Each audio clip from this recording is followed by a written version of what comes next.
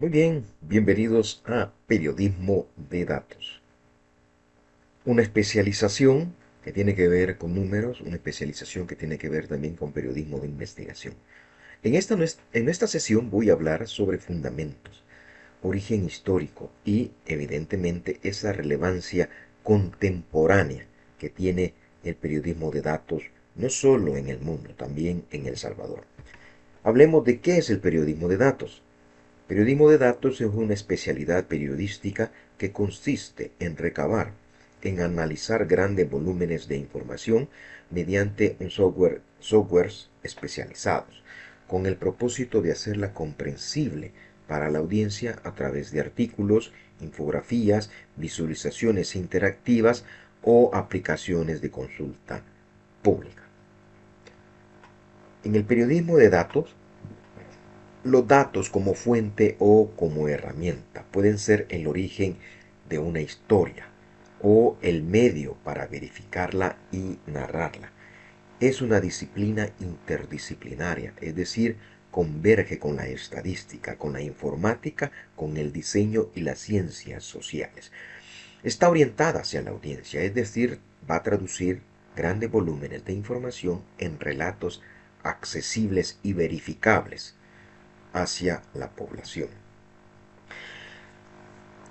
Es una disciplina de convergencia, es decir, el periodismo de datos une a cuatro grandes campos de conocimiento, que combinados permiten transformar información dispersas en relatos periodísticos rigurosos. Y aquí tenemos el periodismo, la estadística, el diseño y la informática. Cada una de estas áreas tiene un rol fundamental. Programación y bases de datos procesan grandes cantidades de números, grandes cantidades de información. Ah, empleamos la estadística con esos métodos cuantitativos y validez de la inferencia. Generamos una narrativa de los datos y ocupamos el diseño para visualizar y presentar de una mejor manera la información que pueda ser comprensible para las audiencias. El dato, fuente y herramienta. Un dato es una información dispuesta de manera adecuada para su tratamiento por computadora, es decir, es procesable, es cuantificable y en conjunto revela patrones que son invisibles a simple vista, pero cuando ya los comenzamos a procesar, comenzamos a ver diferentes tipos de patrones. Y aquí vamos a hablar del dato como fuente. La historia nace del propio análisis. Se exploran bases de datos públicas, filtraciones que se puedan hacer, registros administrativos, hasta descubrir un patrón que se convierte en un patrón noticioso. Entonces, un ejemplo: detectar sobresueldos irregulares al cursar nóminas públicas, detectar, por ejemplo, sobreprecios, especialmente en la obra de construcción pública, para dar algunos ejemplos. El dato como herramienta, es decir, la historia ya existe y los datos sirven para verificarla, cuantificarla o ilustrarla con una mayor precisión y credibilidad ante las audiencias. Usar estadísticas, por ejemplo, estadísticas oficiales para respaldar un reportaje de investigación. Ahora con esto nos damos cuenta por qué es importante el manejo de la información y por qué también se oculta la información. Algunos antecedentes: el periodismo de precisión es el principal antecedente del periodismo de datos, 1967-1973. El antecedente directo del periodismo de datos es el periodismo de precisión, impulsado por el estadounidense Philip Meyer en 1967, tras los disturbios raciales de Detroit. Meyer aplicó encuestas y análisis estadístico para explicar las causas sociales reales de ese fenómeno, en lugar de limitarse al relato de los hechos. Trató de ir a ver por qué estaban sucediendo las cosas. Publicó en The Precision Journals, obra en la que definió esta corriente como la aplicación de métodos científicos de investigación social y comportamiento a la práctica del periodismo, sentando las bases teóricas que décadas después heredaría el periodismo de datos en su formato también digital. A la par del periodismo de datos también tenemos el periodismo asistido por computadoras, conocido como CAR por sus siglas en inglés, Computer Assisted Reporting, donde ya hay un uso de sistemas informáticos para procesar información periodística a gran escala. Y aquí tenemos algunos casos. 1952, CBS y el UNICAP, la cadena estadounidense, utilizó la computadora UNICAP 1 para predecir con datos parciales el resultado de las elecciones presidenciales donde ganaría Eisenhower. En el 67, Detroit Free Press, Philip Meyer aplica encuestas y procesamiento computacional para investigar la causa de los disturbios raciales en Detroit. En 1969 se consolida este modelo de periodismo asistido por computadora y se extiende el término a Computer Assisted Reporting. El Philadelphia Inquirer y otros diarios adoptan bases de datos propias para desarrollar investigadores. Ya a partir del 69 ya tenemos una profesionalización y ya tenemos el IRE, el Investigation Reporter and Editor, y ya crea el NICAR, es decir, ya se institucionaliza la enseñanza del CAR en universidades de Estados Unidos. Veamos esta cronología en el tiempo. En el 52, primero uso de computación electoral. 67 nace el periodismo de precisión. 89 tenemos la institucionalización del CAR. 2006, Adrian Hallowell impulsa el periodismo programador. En el 2009, The Guardian lanza el Datablogs, que era un medio específico de periodismo de datos. En el 2012 se publica el Data Journalist Handbook. Luego, en el 16, algo que tal vez te has de recordar, tenemos Panama Paper. Y esta es considerada la mayor colaboración global de periodismo de datos que involucró a periodistas de diferentes nacionalidades. Y luego, algo que también lo más probable que vistes en el año 20, la creación de dashboard en tiempo real durante la pandemia de COVID-19. Entonces, en la era digital también tenemos el Internet y los datos abiertos. Si el periodismo de precisión y el CAR sentaron las bases metodológicas, fue la llegada del Internet la que dio nacimiento al periodismo de datos tal y como se conoce hoy. Primero, datos abiertos gubernamentales, es decir, gobiernos y organismos internacionales comenzaron a publicar portales de datos abiertos, ampliando el acceso a información. En el caso de El Salvador, que casi no tenemos datos abiertos, muchos organismos internacionales se encargan de compartir algún dato, alguna base de datos, pero también de quejarse cuando no hay esa información. También tenemos el periodista programador, es decir, Adrian Hallowell en el 2006 reivindica la necesidad de periodistas capaces de programar para explotar bases de datos por sí mismos. Y aquí tenemos en el 2009 el The Guardian Datablog. Simon Rogers creó el blog de datos The Guardian, considerando el proyecto funcional del periodismo de datos modernos. Rogers sostiene que en realidad ya se hacía periodismo con datos desde 1858, pero es en el 2009 cuando la práctica se sistematiza como sección editorial propia de los medios. En el 2012, Data Journalist Handbook, la European Journalist Center y Open Economic Foundation publican el manual de referencia global de esta disciplina. Si te fijas, ya teníamos mucha base de hace muchos años. Aquí es importante hablar de la pirámide impartida de datos de Paul Branshaw. Él propone un modelo de 5 etapas. La adaptación de la pirámide invertida del periodismo tradicional para describir el flujo de trabajo en el periodismo del dato. En primer lugar tenemos compilar o lo que se conoce como el scraping, es decir, desarrollar diferentes temas para capturar datos. Base de datos, PDF, el scraping que podemos hacer en la web, leyes de acceso a la información pública que funcionan en algunos países, depurar y limpiar, es decir, eliminar datos duplicados, corregir errores, contextualizar con otras fuentes que puede servirnos para generar las historias, combinar el mashup, cruzar distintos conjuntos de datos para revelar relaciones y comunicar, es decir, visualizar, narrar los hechos mediante gráficos, mediante mapas o aplicaciones interactivas para hacerlo comprensible y digerible para las audiencias. En el periodismo de datos, uno de los métodos que se ocupa mucho es la recolección. Y la recolección de datos a partir de datos gubernamentales, es decir, portales donde hay información, censos, presupuestos públicos e informes oficiales. También lo podemos hacer a partir de solicitudes de acceso a la información, algunas que hoy en día pues no están funcionando mucho en El Salvador. También podemos ocupar la técnica del web scraping, es decir, ocupar ya un software, ocupar alguna técnica para extraer datos de manera automatizada de publicaciones o sitios web que se encuentran en la web sin que tengamos que recurrir a la API.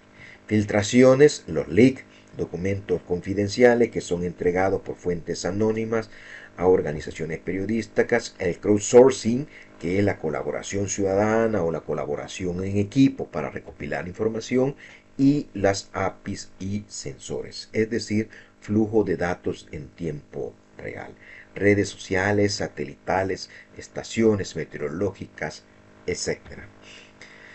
La siguiente etapa tiene que ver con esa limpieza y verificación de datos, es decir, vamos antes de comenzar a analizar, antes de empezar a cruzar, hay que depurar la información, hay que limpiarla y para eso necesitamos normalización de formatos, eliminación de duplicados, extracción de información desde archivos PDFs y hacer una verificación cruzada para contrastar cifras con fuentes independientes que nos sirvan para validar los hallazgos de la información.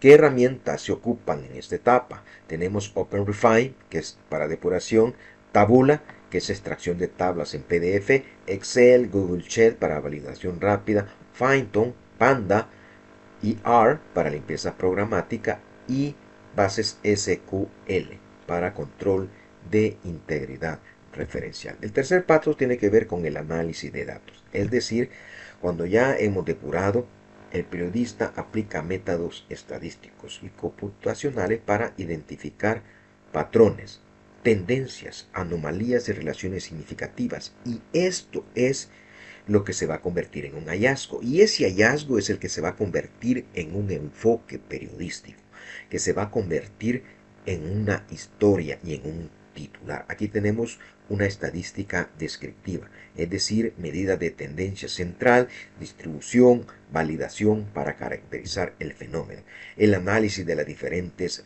redes, de relaciones entre entidades, personas, empresas y transacciones, consultas y script, es decir, las bases SQL, Python, Pandas y R que permiten cruzar, filtrar grandes volúmenes de información. Y el aprendizaje automático, que son modelos de clasificación y detección de anomalías en conjuntos de datos masivos. Luego tenemos una etapa de de visualización de datos, es decir, ya tenemos mucha información, ya hay que crear mapas, hay que generar gráficos, estadísticas, hay que diseñar diagramas de red, que puede ser un dashboard, que puede ser, digamos, gráficos de barras, pastel, mapas, etc. Y luego tenemos la quinta etapa de narración y publicación. Es decir, aquí llegamos a la etapa final. Aquí es donde interviene en un mayor tiempo y espacio el periodista para transformar ese análisis en un relato periodístico. Transformar esos componentes duros en historias, en datos humanos, en datos que hablen por sí solos. Y aquí importante, artículo con evidencia cuantitativa, como lo que pueden ser las cifras, aplicaciones interactivas, como pueden ser algunos gráficos que puedan tener, digamos, alguna interacción, difusión y republicación, cuando se publica en la base de datos abierta para que otros medios y ciudadanos las puedan utilizar. Algunas herramientas tecnológicas del periodismo de datos para recolección, API, web scraping, eso lo vamos a tratar de ver un poco más adelante.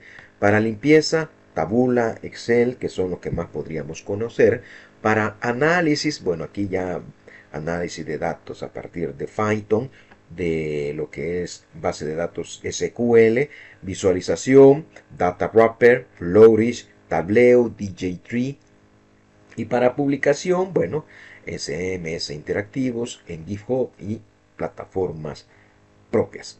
Si te fijas, hay una serie de componentes donde el periodismo de datos ya se convierte en una disciplina más especializada. Veamos algunos ejemplos. Mires, hemos hablado de Panama Papers.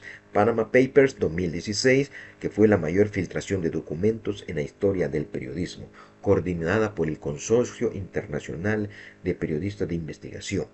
Mira, fueron 11.5 millones de documentos filtrados del buffet Mossack Fonseca, que funcionaba en Panamá. 2.6 terabytes de información analizada, 376 periodistas de 76 países colaborando, 109 medios de comunicación publicando simultáneamente este esfuerzo. En 2015, una fuente anónima, fíjate bien, el origen de la información, filtró los archivos internos del despacho panameño Mossack Fonseca al diario alemán Süddeutsche y que los compartió en el ICI, es decir, una instancia del Consorcio Internacional de Periodismo de Investigación. La investigación destapó una red de más de 200.000 sociedades de offshore vinculadas a jefes de Estado, políticos y figuras públicas en todo el mundo que funcionaba en Panamá. Una gran historia, esto fue un gran temazo. Mira cómo lo hicieron. Número 1, la filtración. Número 2, reconocimiento de entidades. Se aplicó reconocimiento de entidades para identificar personas, empresas y direcciones. Un modelo en gráfico. Las relaciones se estructuraron como un grafo para visualizar vínculos ocultos entre actores. Una colaboración global segura. La ICSI construyó un Graph Hub, una red social interna que permitió a ciertos de periodistas buscar y estar compartiendo hallazgos de forma segura. Y luego una publicación coordinada. 109 medios en 76 países publicaron simultáneamente el 3 de abril de 2016 para maximizar el impacto y para proteger las fuentes de información. Si te fijas, todo un procedimiento extremadamente grande a nivel mundial. The Guardian lo hizo en el 2015 y 2016, un proyecto que construyó desde cero. La base de datos que el propio gobierno de Estados Unidos no llevaba, el registro de personas muertas por la policía. ¿Qué hicieron ellos? Lo que hicieron fue construir su propia base de datos a partir de datos públicos. Verificó caso por caso, con nombre, edad, raza, estado y circunstancia de la muerte de cada una de estas personas. Esto lo hizo acreedor del premio Data Journalist Award. Logró identificar 1.146 casos de personas registradas como muertas por la policía. Entonces, si te fijas, mira todo el impacto que tuvo. Cifra oficial previa disponible por el FBI, menos de la mitad debido al reporte voluntario e incompleto de los departamentos de policía. Imagínate si hiciéramos una investigación muy similar acá en El Salvador de las personas desaparecidas o de las personas muertas por décadas en este país, o tal vez en los últimos años. Daría un dato interesante por la forma como se han estado ocultando y se han estado manipulando los registros de las defunciones. ¿Cuál fue el procedimiento? Bueno, rastreo multifuente. Los reporteros recopilaron datos de informes policiales de los gobiernos locales, de los medios noticiosos y de las organizaciones de investigación de código abierto. Luego comenzaron a verificar esa información, confirmaron caso por caso, visualizaron interactivamente esa información y luego lo publicaron en datos abiertos. Luego tenemos, este es algo que tú has estado viendo, el dashboard de COVID-19 por Johnson Hopkins. Este caso es paradigmático en el periodismo y comunicación, en el periodismo de comunicación de datos en tiempo real, especialmente cuando tuvimos una crisis sanitaria mundial, de una tesis doctoral a una referencia mundial. El 22 de enero del año 2020, el estudiante Hersen Dong y la profesora Lauren Garden publicaron un tablero interactivo en ARGIS para rastrear casos de COVID. Su experiencia previa modelando brotes de sarampión les permitió construirlo en pocas horas.